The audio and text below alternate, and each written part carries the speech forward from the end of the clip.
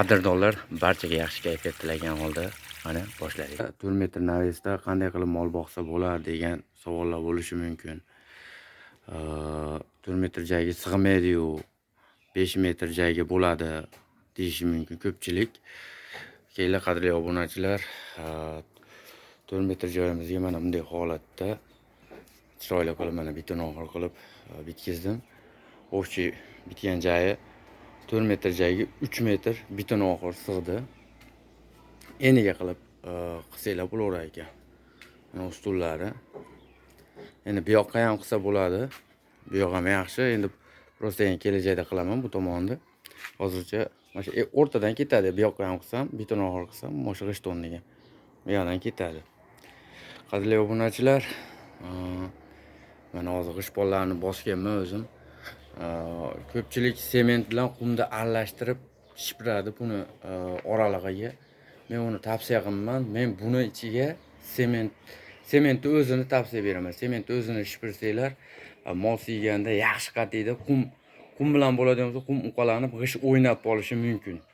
Shuni hisobiga men faqat qayerda ish qiladigan bo'lsam, faqat sementni o'zini shipiraman. Sementni o'zini shipirsanglar, oraliqlariga yaxshi kiradi, keyin yaxshi qatiydi. Shunaqa. Mana siydik tushib ketganda bu chap tomoni chuqurroq bo'lgan, mana bu tomoni chuqurroq bo'lgan, bu tomoni balandroq bo'lgan siydik. Mana shunday chap tomoniga borib, shu teshikdan tushib ketadi. Go'ngi bu tomonda qolaveradi. Razmeri 30 sm bo'ldi, oralig'i 30 sm-da. Bemalol sig'adi. Lapatga ham o'zi 25 bo'ladi lapatkamiz. 30 sm qilinadi o'zi. Beton nimamiz, siydik. Yotadigan yerini 230 qildim. 220 qilsa ham bo'ladi, 240 gacha qilinaveradi shu holat. Men o'zimga 230 ni ma'qul bildim. 230 qildim, bemalol yotadi mol. Endi yangilikka o'tadigan bo'lsam, yangilik mana shu yerda bemalol mol o'tlaydi. Bu tomonda ham o'tlaydi. Oralig'ini 1.35 sm qildim. Ko'rib turibsizlar. Mana o'rtada yangilik deganimiz, mana o'rtada mana shu 70 litr suv sig'adi mana. 70 litr suv sig'adi. Yozgi kunlarda bemalol molni haligi chanqab qolmasin deb nima qiladigan bo'lsanglar, yaxshi. To'ldirib qo'yasizlar, mazali kech-kech ichaveradi mol. Ikki tomondan mana holat bor. Mana ikki tomondan ichaveradi. Bu yoqdan ham, bu yoqdan ham ichaveradi.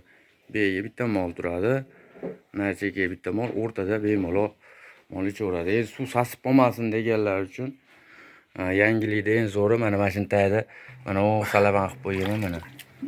Suv ketdi mana. Mana ko'rdinglar.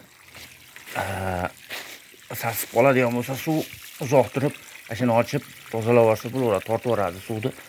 Beton oxirida taydan ketgan bu. Beton oxiri taydan ketib, nima istashib qo'yganman, hozir ko'rinmaydi. Xullas shunaqa qadrdonlar.